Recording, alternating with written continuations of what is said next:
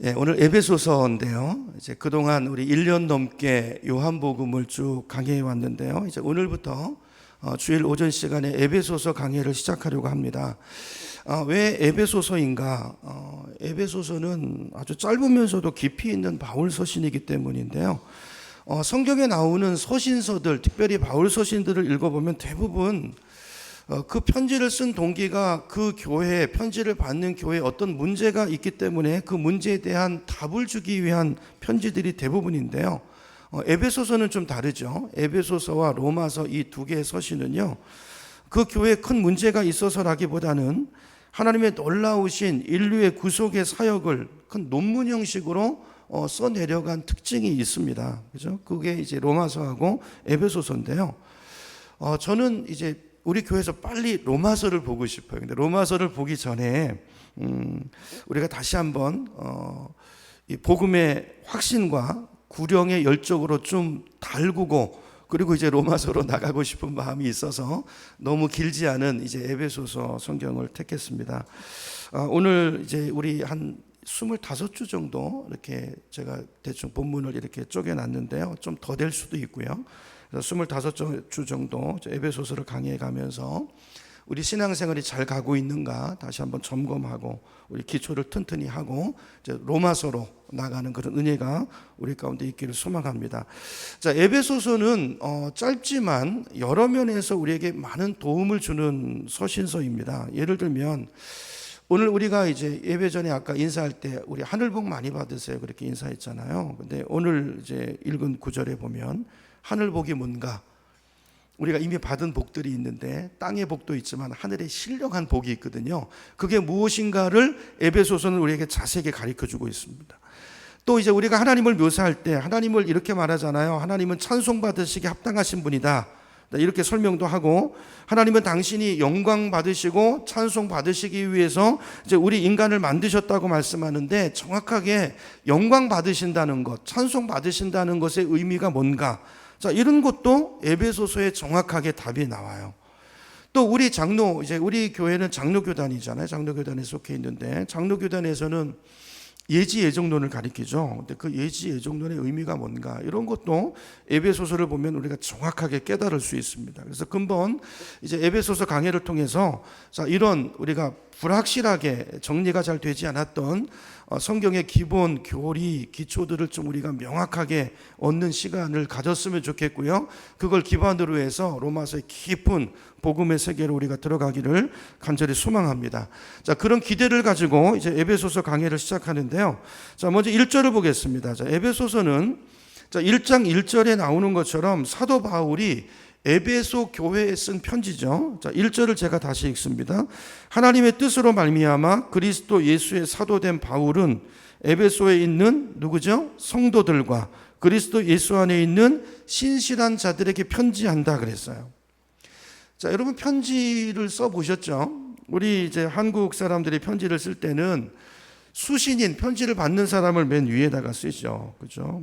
예를 들어서 아버님에게 편지를 쓸 때는 아버님 전상서 이렇게 쓰고 이제 쭉 내용을 적어 내려가고, 끝부분에다가 이제 편지를 쓰는 사람, 발신인을 씁니다. 예를 들어서 소자, 누구누구 올림, 이렇게 해서 이제 편지가 마무리가 되는데요. 자, 근데 바울이 살던 이 시대에는 수신인, 발신인, 편지를 쓰는 사람, 받는 사람이 다 맨 앞에 나와요. 그게 그 시대의 이제 문화였어요. 그래서 우리는 1절을 보면 여기 다 나오죠. 누가 편지를 쓰고 이 편지를 받는 사람이 누구인가가 앞부분에 1절에 다 나와요. 자, 편지를 쓴 사람이 누구죠? 사도 바울. 편지를 받는 사람은 누굽니까? 에베소 교인. 그죠? 이라는 것을 우리가 자, 1절을 보면 알 수가 있습니다. 자, 바울이 지금 편지를 쓰고 있는 에베소 교회는 바울이 세운 많은 교회 중에서도 특별히 사도 바울이 많이 애착을 가지고 있는 교회예요. 왜냐하면 사도 바울은 직책이 뭐죠? 직책이 저 같은 목사가 아니고 사도입니다. 사도. 사도는 뭐 하는 사람인가? 사도는요, 한 곳에 머물러서 정착해서 목양하고 양떼를 돌보는 직분이 아니고, 복음이 전해지지 않은 곳, 복음이 한 번도 들어가지 않은 곳을 찾아가서 거기 가서 복음을 전하고 전도해가지고 교회를 세운 다음에 지도자를 세워놓고 목양하도록 한 다음에, 그리고 나서 또 다른 곳으로 가서 복음이 전해지지 않은 곳으로 가서 거기서 또 복음을 전하고, 거기다 또 교회를 세우고 또 거기 목회자를 임명해서 세우는 이런 역할을 감당했던 사람이 바로 사도의 직분인 것입니다. 자, 그래서 사도 바울은 사도기 때문에 어느 한 곳에 오래 머물러 있어 본 적이 잘 없어요. 자, 그런데 사도행전을 보면 에베소 교회만큼은 얼마만큼 있었죠? 거의 3년을 머물러요. 3년을 있으면서 거기서 일꾼들을 키워내고 성도들을 훈련시켰던 교회예요. 그러니까 특별한 애착이 있는 교회죠. 어떤 다른 교회보다도 바울이 많은 제자들과 많은 교제를 했고 많은 일들을 함께 나누었던, 그죠? 그런 기억이 있고 추억이 있는 교회인데 바로 바울이 그 교회에 지금 편지를 쓰고 있는 것입니다. 자, 그럼 이 편지를 바울이 언제 어디서 썼을까? 이 편지는요, 성경학자들에 의하면 서기 61년, AD 61년에 로마 감옥에서 이 편지를 기록했다는 것이 정설이에요. 우리 교회는 이제 우리 교회에서 처음 예수 믿는 분들도 이제 많이 계셔서 아니 에베소서가 그때 쓰여졌다는 걸 어떻게 압니까? 이런 궁금한 마음들이 있으실 줄 압니다. 보통 이제 이런 이제 옛날 문헌들이 언제 쓰여졌냐 하는 것은요, 외증이 있고 외증이 있어요. 그러니까 외적인 증거가 있고 내적인 증거가 있는데요. 예를 들면 이제 소설책 같은 출판물을 예를 들면요, 이 책 같은 데 보면 맨 뒤에 보면 뭐가 있습니까? 그 책이 인쇄돼서 발간돼 나온 날짜가 기록이 돼 있죠. 맨 뒷장에, 그죠? 요즘은 앞에 있기도 하잖아요. 몇 년, 몇 월, 며칠에 출판, 이렇게 날짜가 기록돼 있어요. 그래서 그걸 보면 아, 요 책은 몇 년, 몇 월, 언제쯤에 출판됐고 기록된 책이구나라는 걸 알 수가 있죠. 자, 이런 걸 외적 증거라고 그래요. 외증. 책의 내용은 아니란 얘기예요. 외부적인 걸 보고 판단하는 거죠. 자, 근데 예를 들어서 한 100년 후쯤에 요즘 쓰여진 귀중한 책이 발견이 됐다고 한번 생각해 보세요. 그럼 그 책이 언제 쓰여졌는가? 100년 뒤에 그걸 보는 거예요. 후에 100년 전의 책을. 자, 그걸 확인하려면 우선 어디를 보겠습니까? 앞이나 뒤 발간 날짜가 있는 걸 보겠죠. 근데 앞에도 없고 뒤에도 없고 그 출판 날짜가 적혀 있는 그 부분이 소실이 돼 버렸어요. 자, 그러면 외증으로는 이 책이 언제 쓰였는가를 확인할 방법이 없죠. 자, 그러면 이럴 때는 어떻게 하는가? 안에 내용을 읽어보면서 판단을 하는 거예요. 예를 들면 책을 한참 읽어 내려가다 보니까 막 새마을 운동 얘기가 나오는 거예요. 막 새마을 운동이 어쩌고 저쩌고. 그러면 뭘 알 수 있죠? 요거는 새마을 운동이 언제 시작됐죠? 어떤 대통령 때입니까? 박정희 대통령이죠? 맞죠? 제가 확실하지 않아서 여쭤봤어요. 박정희 대통령이 대통령 할 때 쓰여진 모양이다. 그걸 봐서 새마을 운동 얘기가 나오는 거 보니까 시대를 어느 정도 초점을 맞출 수 있겠죠. 근데 책을 좀 더 읽어 내려가다 보니까 그 당시 총리 이름이 언급이 돼요. 뭐 김종필 총리 이름이 나오고, 그럼 뭘 알 수 있습니까?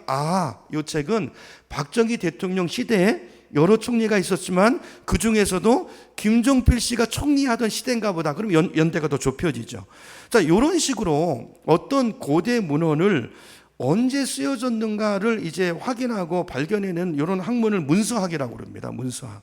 자, 에베소서는 그런 과정을 거쳐서 서기 AD 61년경에 쓰여졌다. 어디서? 로마 감옥에서 쓰여졌다. 이게 대부분의 성경학자들, 문서학자들이 공통적으로 확인해 주는 내용이에요. 여러분, 서기 61년이면요, 예수님이 돌아가신 지 얼마 됐을 때입니까? 예수님이 약 33년, 30년 그때 돌아가셨다고 보면 30년도 밖에 안 됐을 기간이에요. 근데 저는요, 처음 예수를 믿을 때 그 사실을 알고 깜짝 놀랐어요. 왜냐하면 저는 신약 성경은 예수님이 죽으시고 나서 적어도 200년이나 300년 정도 그 기간이 지난 다음에 신약 성경이 저는 기록됐다고 생각을 했거든요. 왜냐면 그게 일반적인 생각이잖아요. 어떤 유명한 위대한 어떤 인물이 죽고 나면 시간이 많이 지나면서 그 사람의 업적이 정리될 때 그때 좀 과장도 되고, 그죠? 좀 각색이 되고, 좀 신화가 되고, 전설이 되면서 이렇게 이제 어떤 그 책들이, 경전들이 되게 만들어지는 게 보통인데, 자, 그래서 제가 처음 이제 청년 때 예수를 믿고 나서 그런 문서학, 사본학 이런 책들을 읽으면서 깜짝 놀랐어요. 저는 신약 성경도 보통 200~300년 후에 기록되는 것이 일반적일 거라고 생각했는데 거의 대부분이 알고 보니까 예수님이 죽으시고 나서 25년 내지는 30년 안에 거의 기록된 거예요. 요한계시록 이런 일부 책만 빼놓고는 전부 다. 자, 이걸 통해서 우리가 확인하게 되는 게 뭡니까? 성경이 얼마나 역사적인 문헌으로서 신빙성이 높은 책인가를 이게 역사적인 사실로도 보여주는 거예요. 왜냐하면 그때는요, 아직 예수님의 직접 말씀을 들었고 그분의 부활과 죽음을 목격했던 사람들이 아직 살아있을 때거든요. 그렇죠? 그럴 때 엉터리 문서가 나돌면 그 문서가 공인을 받을 수 있겠어요, 없겠어요? 그래서 대부분 신화들은 시간이 가면서 각색이 되는데, 아니 신약 성경은 그렇지 않더라는 거예요. 그렇지 않더라는 거예요. 여러분, 이런 이제 내적 내증을 봐서도 성경이 얼마나 역사적으로도 또 다른 문헌과 비교해봐도 이게 하나님의 말씀인가, 오류가 없는 책인가라는 것을 우리가 확인할 수 있다라는 것입니다. 어쨌든 사도 바울은 에베소서를 이제 로마 감옥에서 서기 AD 61년경에 썼는데요. 자, 이 편지 이제 내용으로 들어가 보면 이 편지가 이렇게 시작이 됩니다. 1절 다시 보세요. 하나님의 뜻으로 말미암아 그리스도 예수의 사도된 나 바울은, 그랬죠. 바울은 우선 편지를 시작하면서 자기가 사도라는 것을 강조합니다. 이제 사도인데 내가 원해서, 내가 사도가 되고 싶어서 내 뜻으로 사도가 된 게 아니라 누구의 뜻으로? 하나님의 뜻으로 강권적으로. 여러분, 바울이 어떻게 사도가 됐고 그가 어떻게 예수를 만났는지 여러분 성경을 통해서 아시잖아요. 다메섹으로 예수 믿는 잔당들을 잡으러 가다가 갑자기 밝은 빛이 임하면서 태양보다 거기 고꾸라지면서 예수를 만나고 하나님의 음성을 듣고, 그죠? 그 뒤로 바울의 인생이 하나님의 뜻에 의해서 강권적으로 몰아가는 것을 우리가 성경을 통해서 보게 됩니다. 바울은 이렇게 하나님의 뜻으로 사도로 부름받은 자기 직분을 강조하고 있어요. 이유가 뭘까요? 왜 이걸 서두에 이야기를 하는 걸까요? 내가 지금부터 하는 얘기는 뭐라는 거예요? 내 의견이 아니고 내 개인적인 생각이 아니고 나를 부르신 하나님이 주신 그 말씀을 전하는 거라는 거예요. 그러니까 이 내용은 하나님의 뜻에 의한 주님의 말씀이라는 것을 강조하고 있는 것입니다. 내 뜻이 아니라 하나님 뜻에 의해서 내가 부름받았고 또 그렇게 나를 세워주신 그 하나님께서 주시는 말씀, 그 말씀을 너희에게 전하는 것이다 라는 것을 자신의 직분을 통해서 강조하고 있는 것이죠. 여러분, 저는 오늘 저와 여러분에게도 이 자세가 필요하다고 생각합니다. 바울뿐 아니라 저나 여러분도 교회에서 어떤 사역을 여러분 하시든지 간에 여러분 바울의 이 부르심에 대한 확신이 있으셔야 돼요. 여러분이 받으신 직분 누가 주신 거예요? 목사가 주는 거 아니고 교회가 주는 거 아닙니다. 하나님이 주신, 하나님의 뜻에 의해서 투표지만 하나님이 세우신 교회 안에서 기도하고 교회가 간구하는 가운데 오랜 기간 동안에 하나님의 뜻에 의해서, 그죠? 부름받고 세워진 그런 내 소명의식, 이게 우리에게 분명한 확신으로 있어야 돼요. 근데 실제로 많은 분들이 보면 이게 없어요.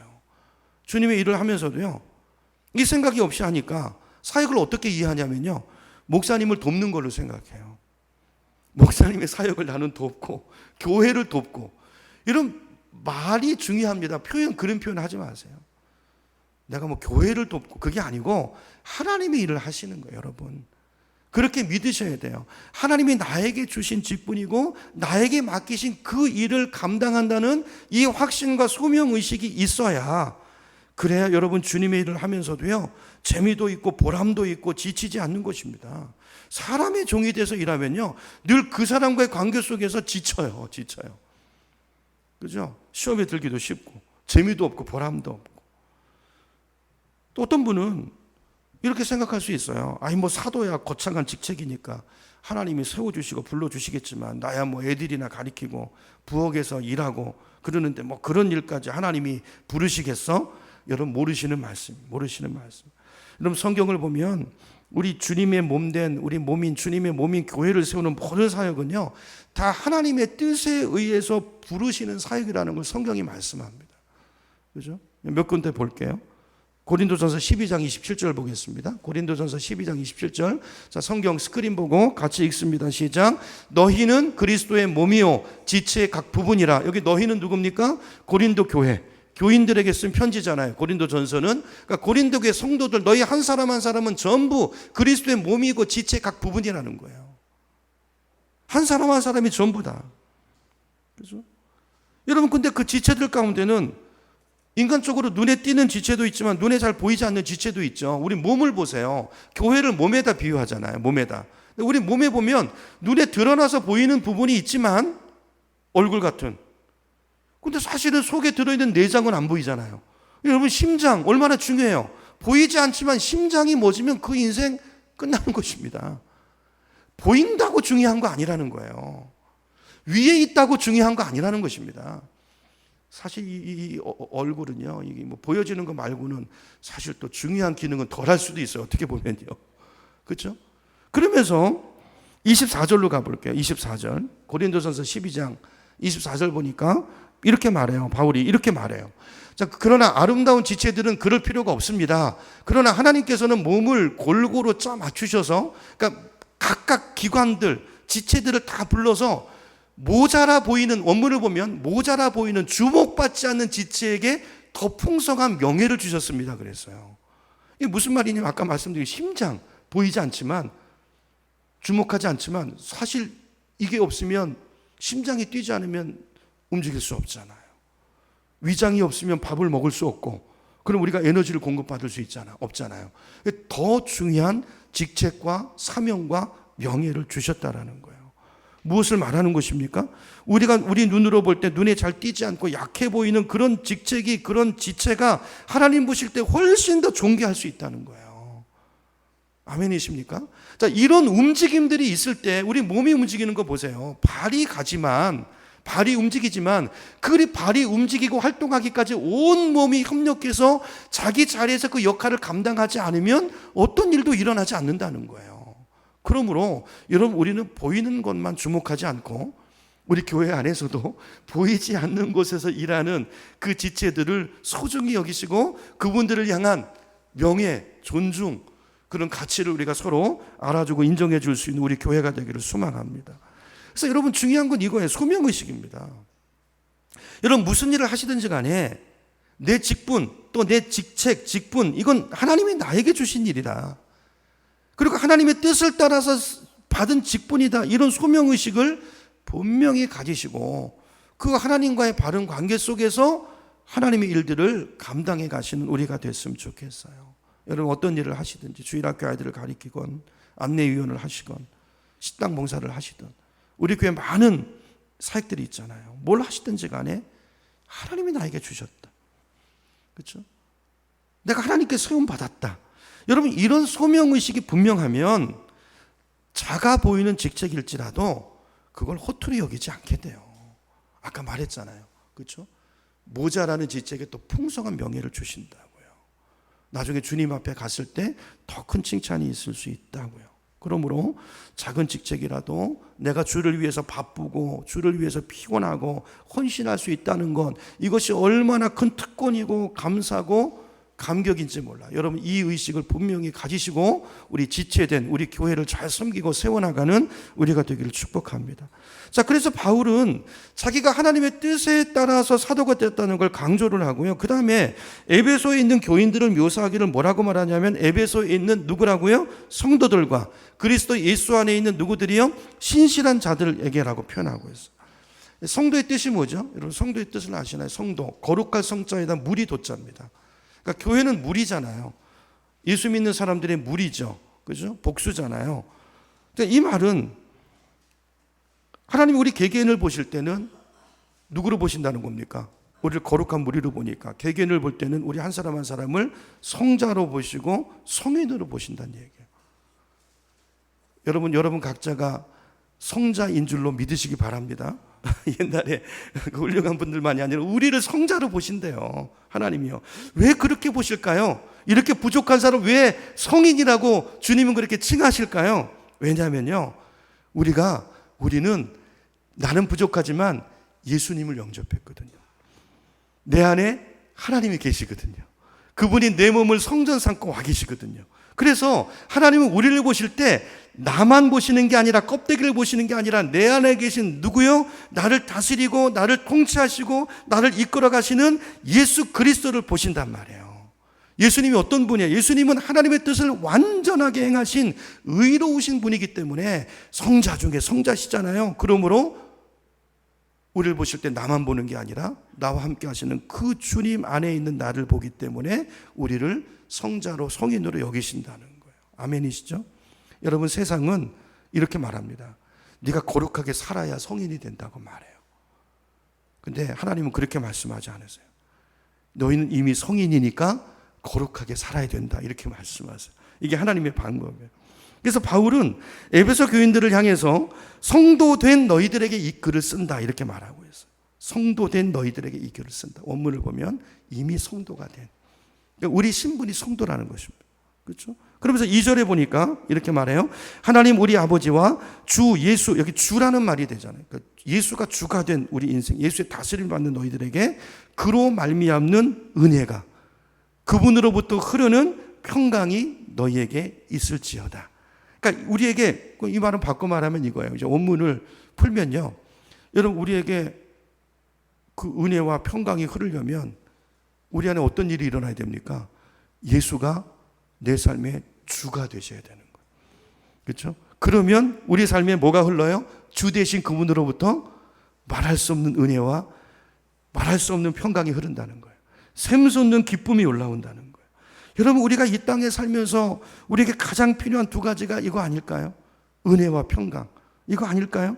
바울은 이 두 가지를 빌어주면서 이게 어디에서부터 오는 것인지를 말하고 있는 거예요. 은혜와 평강은 세상이 주는 거 아니라는 것입니다. 어떤 큰 유력한 인물이 주는 거 아니라는 것입니다. 이것은 하나님만이 우리 구주 예수 그리스도에게서 우리에게 임하는 거라는 거예요. 이걸 강조하면서 그분이 주되는 삶을 살라는 거예요. 바울이 에베소서 로마서를 통해서 계속 강조하는 게 그거예요. 너희 삶에 그리스도가 주님이시냐? 이걸 물어야 된다는 것입니다. 그죠? 그분이 통치하고 계시는가? 그분이 나를 다스리는가?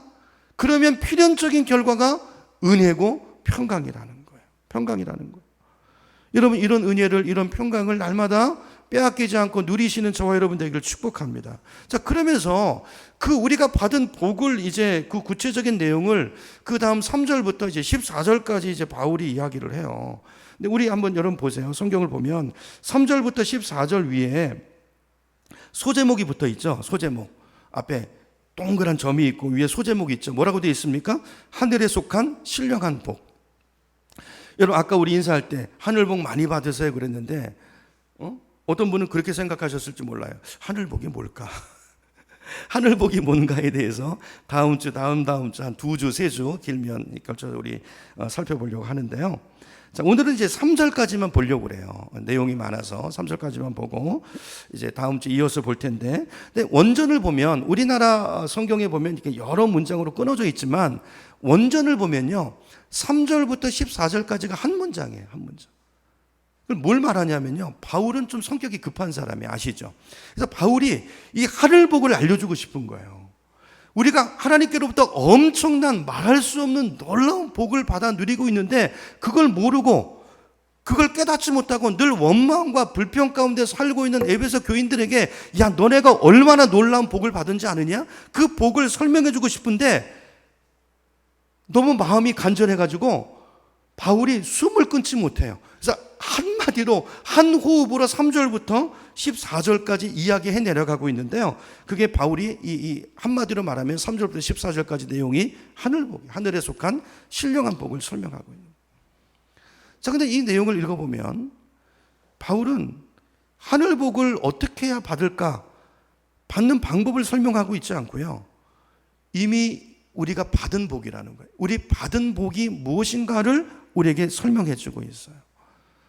여러분 말씀드린 것처럼 여러분 저와 여러분은 이미 하나님께로부터 놀라운 엄청난 복을 받은 사람들이에요. 믿습니까? 근데 많은 경우 성도들이 이걸 모르고 그게 뭔지도 모르고 꺼내 쓰질 않아요. 꺼내 쓰지 않아요. 그걸 모르고 매일 두려움 가운데서 염려 가운데서 낭만 가운데 사는 걸 보고 바울이 너무 안타깝고 답답해가지고 야 너희들이 받은 그 복이 어떤 복인데 너희가 그렇게 사냐, 그걸 알려주려고 지금 에베소서를 기록하고 있는 거예요. 여러분 우리 가운데 그런 분 안 계십니까? 내가 받은 복을 알지 못하고 매일 불평하고 원망하고 힘들게 사시는 분 혹시 안 계세요? 그런 분 있다면 에베소서 강의를 통해서 깨달으시기 바랍니다. 그 불평하지 말고 감사하셔야 돼요, 여러분. 찬송하셔야 돼요. 그 감사와 찬송이 하늘 문을 여는 열쇠입니다. 생각해 보세요, 이 시간. 우리가 감사할 일이 얼마나 많은가. 여러분, 우리가 오늘 이 자리에 와서 앉아 있는 것만 해도, 예배 드릴 수 있는 것만 해도 이게 큰 놀라운 축복이지 않습니까? 제가 그 허리를 심하게 다치신 분 보니까요, 제가 대구로 요즘 치료받으러 다니는데, 거기 지난주 치료받을 때 보니까 들것에 실려들어, 들것에 움직이질 못해가지고 못 보겠더라고요. 간이 침대에서 이 침대를 옮겨 놓는데도 뭐 그냥 비명 소리가요. 그분 얘기 들어보니까 집에 잠을 잘 쓰고 있나요? 못 자죠. 통증 때문에. 자도 엎드려서 자고, 자다가도 밤중에 몇 번씩 깨고 똑바로 눕지를 못해요. 근데 우리는 생각해 보세요. 여러분, 그런 분 계신가요? 우리는 그런 분 없으시잖아요. 뒤집어 자고 엎드려 자고 굴러다니면서 자고.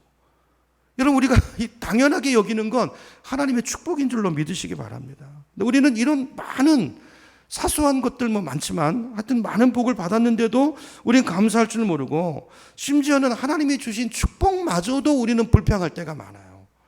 예를 들어볼게요. 여러분, 대표적인 게 부부관계인데요. 제가 볼 때는 어떤 부부를 보면 분명히 하나님이 축복으로 맺어주신 짝이에요.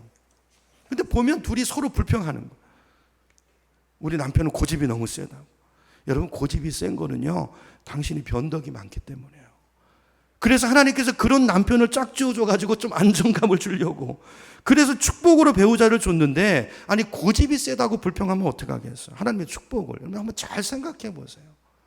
우리 삶에 와 있는 축복으로 주신 건데 우리는 불평할 때가 있다고요.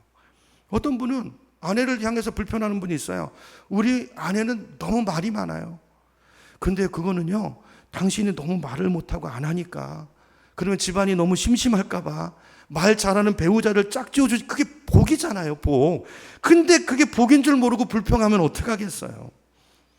자, 어떤 분, 그런 분 봤어요. 우리 아내는 너무 돈 씀씀이가 해뻐요. 꼭 어디 가도 자기가 돈을 내려고 그러고 돈을 너무 막 쓴다는 거예요. 근데 제가 가만 보니까 그 남자는 너무 굳으세요. 너무 굳으세요. 그래가지고 인간관계가 어떻게 되겠어요. 그러니까 저러다가 남들한테 흉 잡히지 말라고, 돈의 노예가 돼서 살지 말라고 하나님이 좀 손 큰 아내를 붙여줘가지고, 그렇게 붙여줘서 뭔가 인간관계도 원활하게 해주셨는데, 그게 복인 줄 모르고, 그걸 감사할 줄 모르고, 불평한다고요. 이게 사실 우리 모습일 때가 많습니다. 여러분, 이 시간 이왕 뭐 부부관계 예를 들었으니까 여러분 한번 잘 생각해 보세요.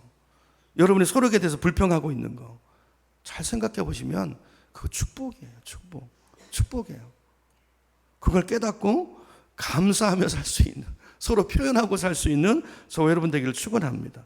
자, 우리는 이런 간단한 것도 감사할 줄 모르고 살잖아요. 근데 하나님은 엄청난 하늘의 복을 주셨는데 그걸 모르고 오히려 감격하고 찬송해야 되는데 원망하고 불평하고 있더라는 거예요. 바울이 그래서 안타깝고 답답해서 이 편지를 쓰면서 단숨에 그 복이 뭔가를 이야기하고 있는 거예요. 다음 주부터 살펴볼 텐데 오늘 3절 잠깐 보겠습니다. 자, 우리 3절 제가 읽습니다. 찬송하리로다. 하나님 곧 우리 주 예수 그리스도의 아버지께서 그리스도 안에서 하늘에 속한 신령한 모든 복을 우리에게 주셨습니다. 그랬어요. 자, 여기 보면 바울이 하나님께서 우리에게 주신 복을 설명하는데 뭐라고 말합니까? 하늘의 복이라고 말해요. 신령한 복이라고 말해요. 이게 왜 신령한 복일까요? 세상의 복이 아니기 때문이에요. 우리 세상 복을 바라지만 이게 진짜 복이고 신령한 복이라는 거예요. 세상적인 복은 눈에 보이지만 근데 하늘의 복은 보이지는 않아요. 그런데요, 여러분 잘 보면요, 여러분 눈에 보이는 가시적인 세상 복보다 눈에 보이지 않지만 하늘에 보이는 복이 우리 삶에 더 중요하다는 걸 여러분 아십니까? 여러분, 세상적인 복은요 사실 우리가 욕심 때문에 그렇죠. 그거 좀 있으면 좀 편한 거예요.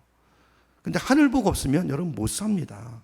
우리가 에베소서를 읽어가면서 하늘복이 얼마나 중요하고 소중한 것인가를 여러분 깨닫고 이 받은 복을 누리며 살아가는 우리 인생으로 회복됐으면 좋겠어요. 예를 들어서 제가 질문 하나 해볼게요. 여러분 한번 생각해 보세요. 여러분, 만약에 어떤 사람이 1억 원을 주겠다 하는 거 하고 1번 1억 원을 줄 테니까 받을래? 아니면 빼앗기지 않는 기쁨과 평화를 받을래? 그럼 여러분 어떤 걸 택하시겠습니까? 어떤 걸 택하시겠어요? 1억 원은 개런티가 보장돼 있어요. 근데 거기에 기쁨과 평화는 보장이 안 돼 있어요. 자, 그런데 두 번째는 기쁨과 평화는 보장이 돼 있어요. 개런티예요. 너 인생 가운데 항상 있을 거예요. 그런데 1억 원은 있을 수도 없고 없을 수도 있어. 보자, 어떤 걸 택하시겠어요? 둘 중에. 둘 다 말고요. 어떤 걸 택하시겠어요? 많은 분들이요, 전자를 붙들 거예요. 뭐니 해도 머니가 최고지. 머니가 최고지. 근데 이게 왜 그럴까요? 제가 전에도 말씀드렸지만, 여러분, 우리가 세상에 살면서 너무 마귀의 거짓말에 속으면서 살아왔기 때문에요. 전자를 택하시는 사람들은 이유가 뭐냐면요, 우린 이렇게 생각한다고. 이게 마귀의 거짓말이거든요. 우리는 돈이 있으면 행복도 살 수 있다고 생각해요.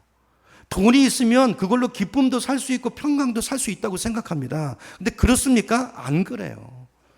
돈으로 쾌락을 살 수 있을지 모르지만 평강을 살 수는 없습니다. 쾌락과 평강은 다른 거예요. 여러분, 쾌락은 찰나입니다. 지나가면 죄책감이 몰려와요.